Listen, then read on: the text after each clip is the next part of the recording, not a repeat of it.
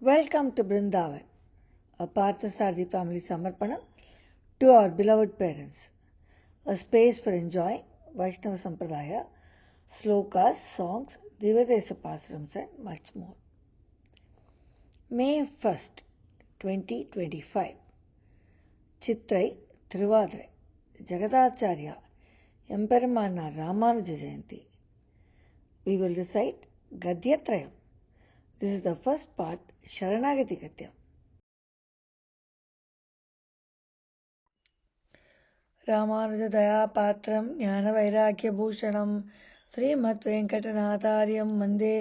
वेदान्तदेशिकं श्रीशैलेशदयापात्रं दीपत्यादिगुणात्मकं यतीन्द्रप्रवणं वन्दे रम्यजामातरं मुनिम्. Our sincere Dandat Pranams and Dhanyavad to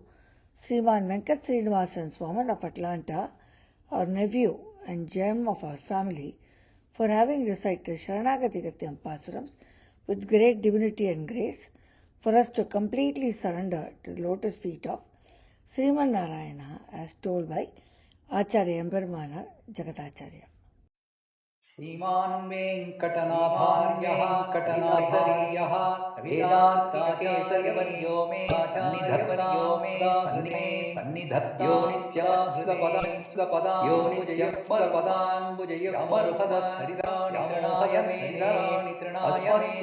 भगवतोऽस्मद्गुरोर्भगवतोऽस्यदेकसिन्धोर्जस्य चरणौ शरणं प्रणामो लक्ष्मणमुनेः प्रतिगृह्णातु प्रसादयति यत्सूक्तिः स्वाधीनमतिकां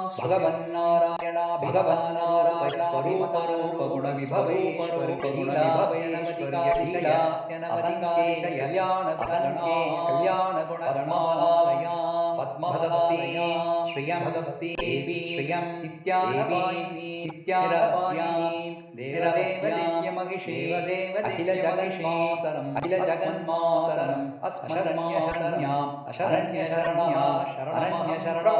शरणमहं प्रपद्ये पारमार्थिक भगवच्चरणयुगलैकान्तिकात्यन्तिक परभक्तिपरज्ञान परमभक्तिकृत परिपूर्णावरत नित्यविशदतमान अन्यप्रयोजना अनवधिकातिशय प्रिय भगवत् अनुभवजनिता अनवधिकातिशय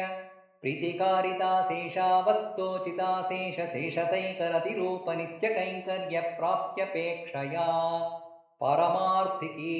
भगवच्चरणारविन्दशरणागतिः यथावस्थिता विरतास्तु मे अस्तु ते तयैव सर्वं सम्पत्स्यते अखिलहेय प्रत्यनीककल्याणैकतान श्वेतरसमस्तु वस्तु विलक्षणानन्तज्ञानानन्दैकस्वरूपा स्वाभिमतानुरूपैक रूपचिन्त्या दिव्याद्भुतनित्यनिरवत्यनिर्दिशय औज्ज्वल्यसौन्दर्यसौगन्ध्य सौकुमार्यलावण्ययौवनात्यनन्तगुणनिधि दिव्यरूपा स्वाभाविका नवधिकातिशय ज्ञानबलैश्वर्य वीर्यशक्तितेजःसौशील्यवात्सल्यमार्धवार्जव सौहार्द साम्य कारुण्य माधुर्य गाम्भीर्य औदार्य चातुर्य स्थैर्य धैर्य शौर्य पराक्रमा सत्यकामा सत्यसंकल्प कृतित्व कृतज्ञदाद्य संज्ञेय कल्याण गुणगणोगमहार्णवा शोचित विविध विचित्रानन्ताश्चर्य नित्य निरवत्य निर्दिशय सुगंध निर्दिशय सुखस्पर्श निर्दिशय औज्ज्वल्य किरीटमकुटचूडावतं समकर कुण्डल ग्रैवेयकहार केयूरकटक श्रीवत्स कौस्तुभ मुक्ता दामोदर बन्धन पीताम्बर काञ्चीगुणनूपुराद्य परिमित दिव्यभूषणा स्वानुरूपा चिन्त्य शक्ति शङ्खचक्र गदाशिशार्ङ्गाद्य अंकेय नित्य निरवत्य निर्दिशय कल्याण दिव्यायुधा स्वाभिमत नित्य निरवत्यानुरूप स्वरूप रूप गुण विभवैश्वर्य शीलात्यनवधिकातिशय असंख्येय कल्याण गुणगण श्रीवल्लभा एवं भूत भूमि नीला नायका स्वच्छन्दानुवर्ति स्वरूप स्थिति प्रवृत्ति भेद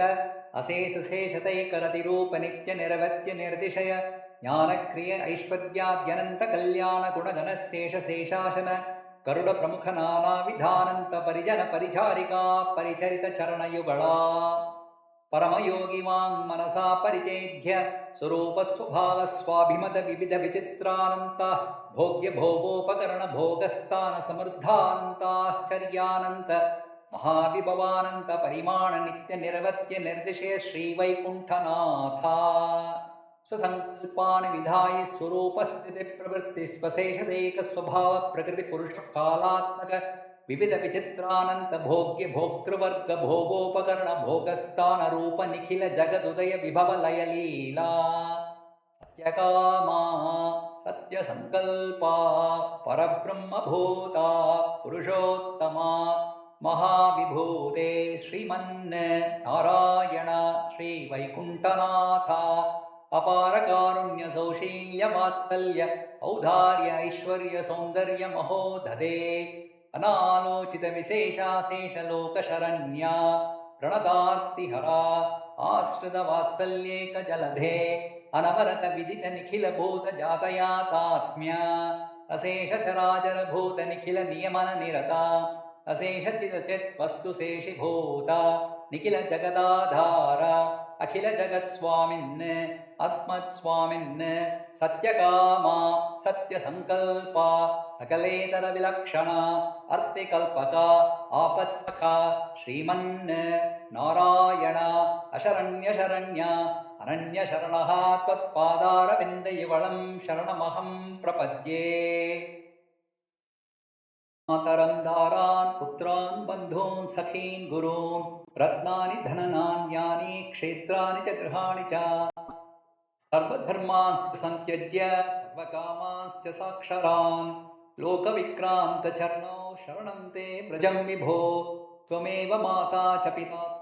ತ್ವಮೇವ ಬಂಧುಶ್ಚ ಗುರುಸ್ತ್ವಮೇವ ತ್ವಮೇವ ವಿದ್ಯಾ ದ್ರವಿಣಂ ತ್ವಮೇವ ಸರ್ವಂ ಮಮ ದೇವದೇವ ಪಿತಾಸಿ ಲೋಕಸ್ಯ ಚರಾಚರಸ್ಯ ತ್ವಮಸ್ಯ ಪೂಜ್ಯಸ್ಯ ಗುರುರ್ಗರೀಯಾನ್ ನ ತ್ವತ್ತಮೋ ಅಸ್ಯ ಅಭ್ಯ ಅಧಿಕ ಕುತೋನ್ಯೋ ಲೋಕತ್ರಯೇಪ್ಯ ಪ್ರತಿಮ ಪ್ರಭಾವ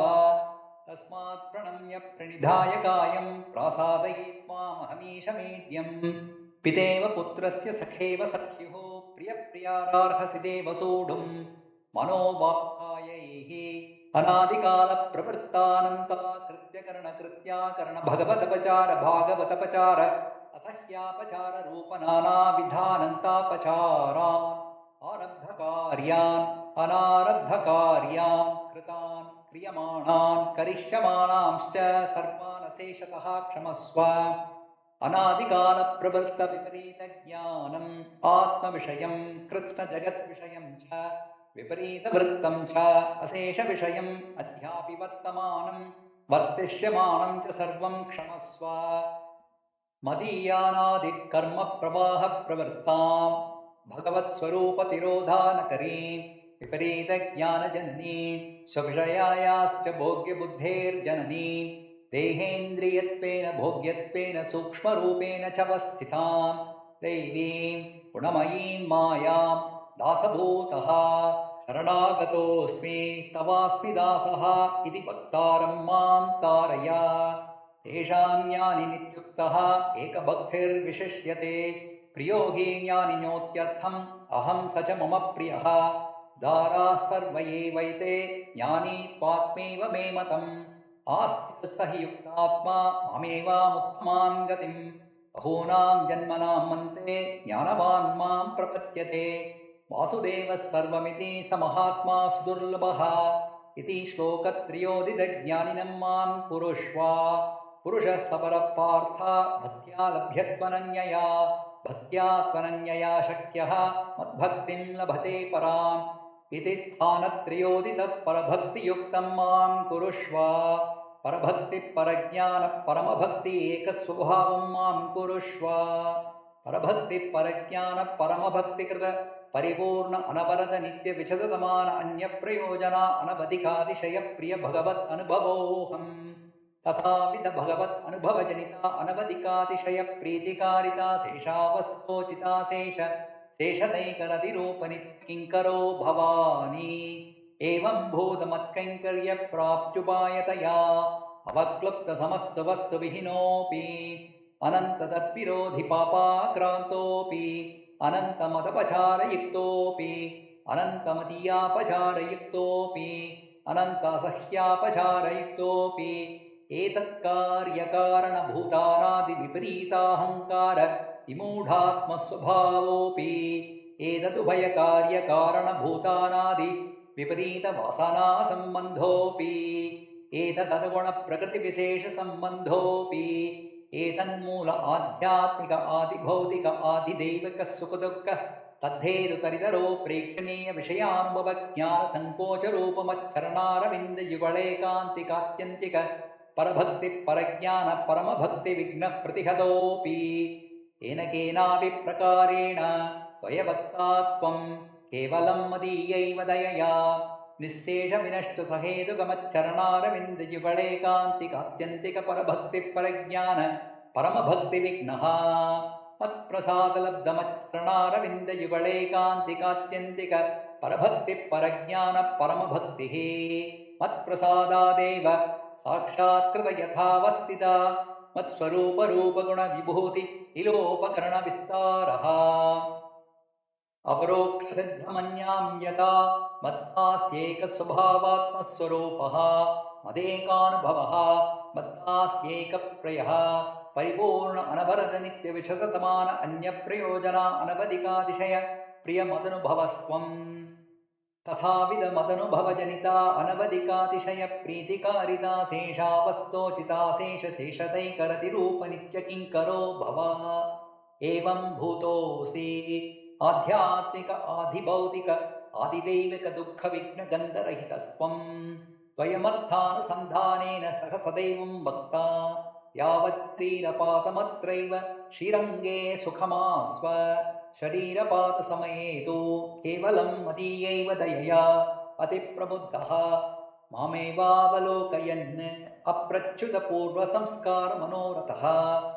जीर्णमिव वस्त्रं सुखेनेमां प्रकृतिं स्थूलसूक्ष्मरूपां विसृज्य